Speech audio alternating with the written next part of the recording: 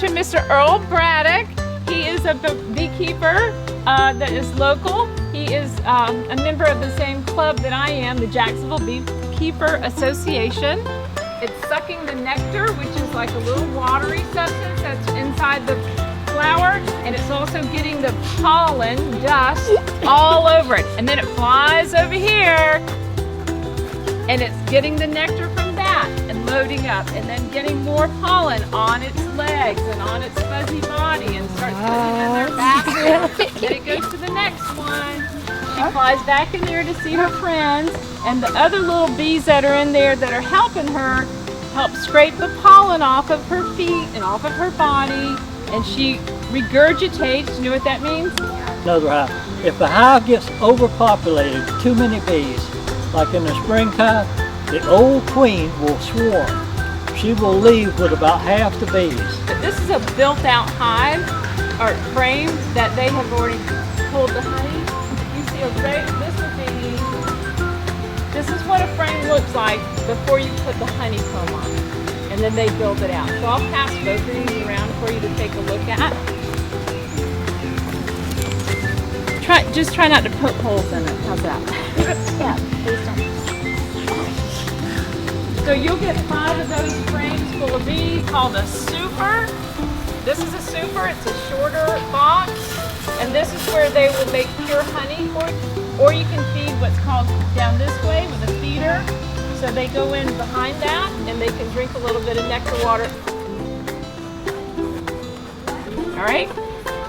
And then you wear these rubber gloves. No, I'm sorry, leather gloves. These are leather gloves.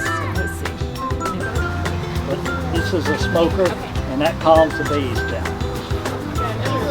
Like a beekeeper. And then the bees are going to go. You blow a little smoke in there too. Yep, you blow a little smoke, and the bees will start coming out.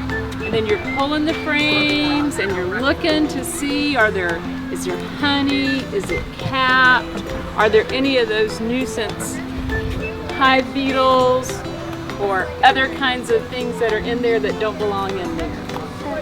Then when you're done, and when you pick this up, when it's got honey in it, it can be up to 50 pounds for just this super.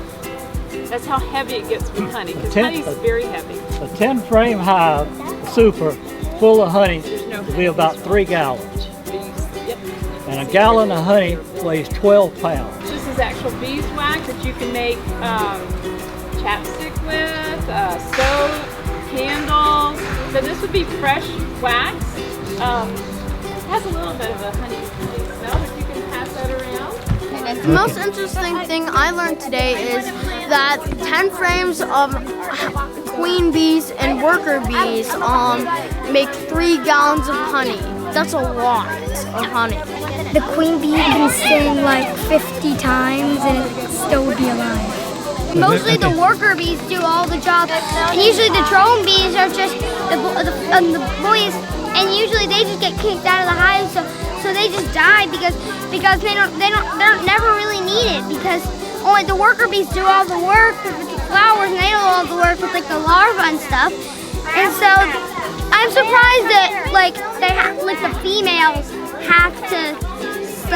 the females have to kick the males out. It's just not fair and weird. You know what I mean, right? The queen bee doesn't sting the other bees. In their life, they go to 2 million plants, and they only get 12 teaspoons. They take the jelly and then they spit it out of their mouth, and then I think that it's cool that they feed it royal jelly. The bees can fly 5 miles. They don't sleep. That's just weird. Males aren't allowed in the beehive. Not always. They're allowed in the beehive, but just sometimes they get kicked out because they can't mate anymore. I like that all bees have a different job. Like, they're always male or female, a drone or a worker, but they've got other jobs like they help the queen, they clean, they're a guard, or they get nectar for the other bees. They have to have lots of bees to thrive. They can't have a couple. They'd have to have tons because only in one life a bee will one bee would make about a teaspoon. So you have to have lots of them to make a whole bottle of honey. There'll be eggs in there, and then there's a larva, and then it's a pupa, and then it's a bee. Let's see where the bee's going. Now this is just an observation hive. It's not a regular big hive.